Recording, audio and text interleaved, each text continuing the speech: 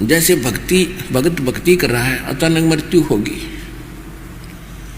तो ये परमात्मा की दया थी उस पर कि यदि वो भुगत के तड़प के मरता तो किसी बालक में मोह रह जाता और फिर वहीं जन्म हो जाता।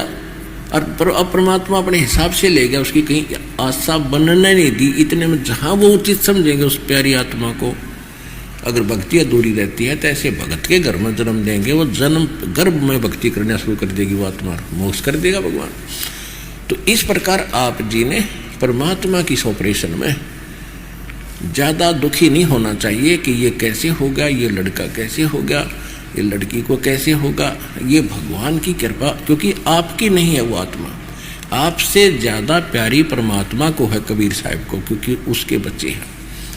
अब जिस उसने अपने बच्चों की कहाँ कब हित है, कैसे है, उसने मोक्ष कराना है आपका, यहाँ से वहाँ पहुँचाना है।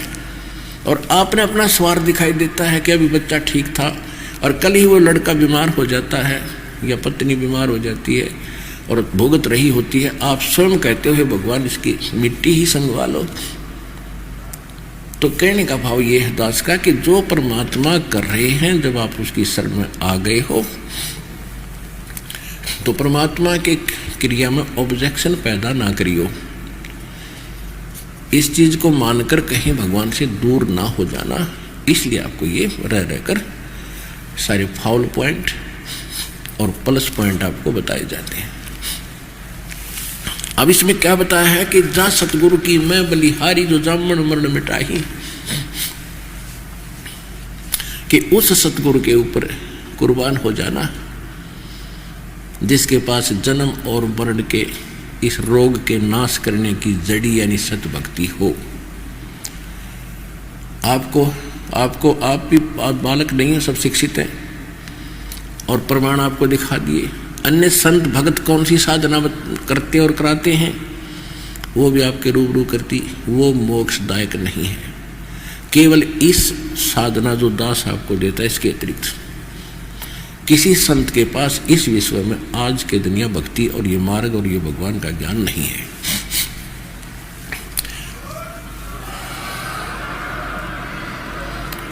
और इसके अतिरिक्त यदि इस दास से ये ज्ञान भक्ति चुरा कर कोई चोर भगवान का अपने आप ये मंत्र नाम की तरह गुरु बनकर भोली आत्माओं का जीवन नाश कर रहा होगा, उसका भी पता भी लग जाएगा आपने। वो तो अधिकारी है ही नहीं, उसके पास कख भी नहीं है, तो वो तो एक डुप्लीकेट पासपोर्ट बना रहा है, अवैध है वह। और उनका पता जब चलेगा, जब वो पासपोर्ट दिखाया जाएगा वहाँ जिस जहाँ इसकी आवश्यकता पड़ती है, तो वहाँ दोनों पकड़े जाएंगे, बनाने वाला भी और बनवाने वाला भी। तो जो ऐसा व्यक्ति है वो महान नीच और दुष्ट व्यक्ति है, जो इस दास से ज्ञान लेकर और स्वयं गुरु पद प्राप्त करके भक्त नाम दान दे रहा है, उसको उससे भी बचना है और बचाना है। उन्हें भाई बहनों को समझाना है। कोई आपने किसी के साथ जोर जबरदस्ती नहीं करनी है। कोई मन ने समझाओ कि ये ऐसा नहीं है, ये गलत कर रहा है, नहीं मानता है तो उनका दुर्भाग्य है, उनको आप सजा मिलेगी। आपका फर्ज उनको सचेत करने का है, इतना सा काम। फिर क्या बताते हैं,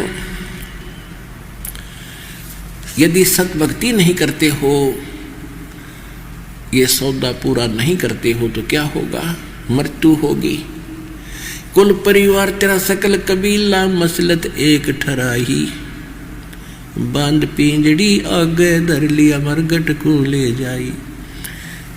शरीर समाप्त होने यानी श्वास समाप्त होने मृत्यु के उपरांत घर वाले तो टक्कर मार रहे होते, उनमें हिम्मत नहीं कि इसने उठा कर शमशान घाट पर ले जाएं, और कोशिश करते हैं कि ना ले जाने दें, लिपट जाते हैं ना ले जाओ।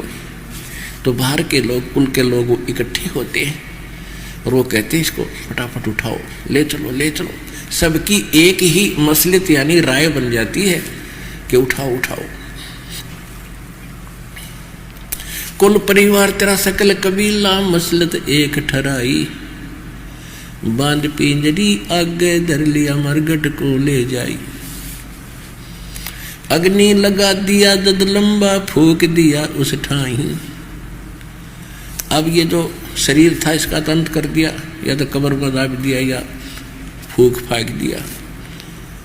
फिर कहते हैं इसकी मृत्यु के उपरांत फिर क्या क्रियाएं करते थे अपने हिंदू समाज में कि गरुड़ लेकर पंडित जी आते थे, गुरु जी हमारे, और गरुड़ पुराण का पाठ करवाया करते। पहले तो विशेषकर ये बनिए लोग ही कराते थे, ब्राह्मण कराते थे। फिर धीरे धीरे ये अपने सारे समाज में ही घर करने लग गया था यह बीमारी।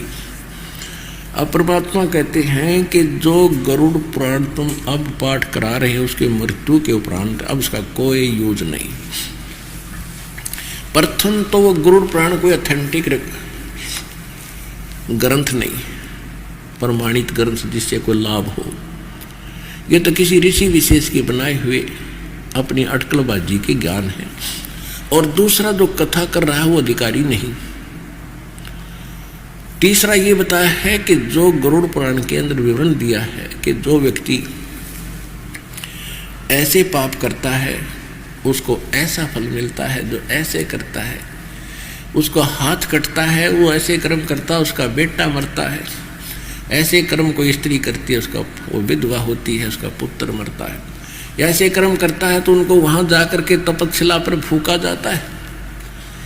तो परमात्मा कह रहे हैं कि उसको आपने जो मृत्यु के उपरांत उसके उपलक्ष्य में गरुड़ पुराण पढ़ा रहे हो, पाठ कर रहे हो, ये पाठ उसको पहले पढ़ाना चाहिए था जीवन काल में, ताकि वो बुराइयों से बचता, भगवान से डरता, पाप ना करता, भक्ति करके जीवन सफल करता। अब वो गधा कुत्ता बनने की तैयारी कर रहा है, तुम यहाँ गरुड़ पुराण पाठ करके उन परिवारजनों को और लूट रहे हो, मूर्ख बना रहे हो। वेद बांध फिर पंडित आए, पीछे गरुड़ पढ़ाई, नर से तीतू पछुआ की जय, अग्नि लगा दिया जद लंबा फूक दिया उस ठाई। वेद बांध फिर पंडित आए, पीछे गरुड़ पढ़ाई, नर से तीतू पशुआ की जय, गद्दा बैल बनाई। ये 56 भोग कहाँ मन भोरे, कहीं कुरड़ी चरने जाई। अपना आत्मा हमारे ऊपर इतना प्रेशर है इस काल भगवान का, क्योंकि हम मनुष्य जीवन प्राप्त हैं और जब चाहे भोजन खा लेते हैं, जब चाहे हलवा बना लिया, लड्डू जलेबी खा ली, काजू किशमिश खा लिए, प्यास लगी पानी पी लिया, भूख लगी रोटी खा ली। तो परमात्मा ये बता रहे कि आप तो सिर्फ वर्तमान देख रहे हैं, आपका भविष्य हम बता रहे हैं आगे क्या होगा।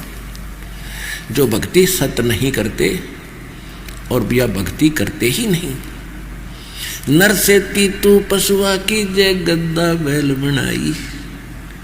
ये 56 भोग कहाँ मन भोरे, कहीं करुड़ी चरने जाई। ओए होए, ये सुंदर आहार छिन जाएगा, कुत्ता गधा सुअर बैल बनकर जंगल में धक्के खाओगा और तेरा सारा दिन पेट नहीं भरेगा और गंध खाएगा।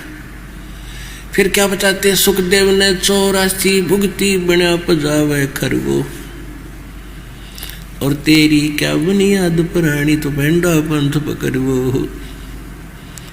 देख कितना प्यार से और हर प्रमाण से आपको प्रमाणित करना चाहते हैं परमात्मा के प्यारी आत्मा गरीबदास साहिब जी, और स्वयं भगवान भी आकर के अपने बच्चों को यही सलाह देते हैं।